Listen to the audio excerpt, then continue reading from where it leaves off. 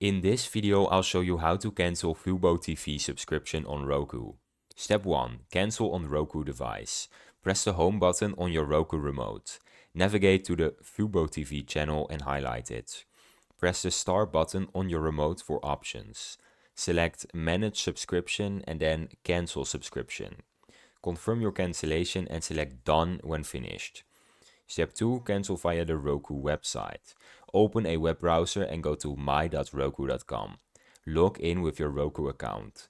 Then click Manage your subscription on the account page.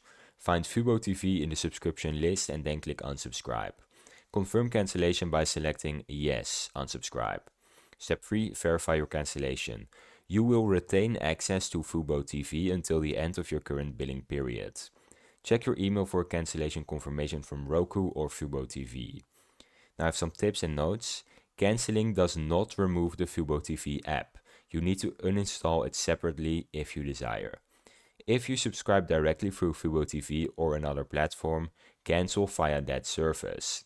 Contact Roku customer support or FuboTV support if you encounter any issues. And that's how you cancel your FuboTV subscription on Roku. If you found this video helpful, subscribe.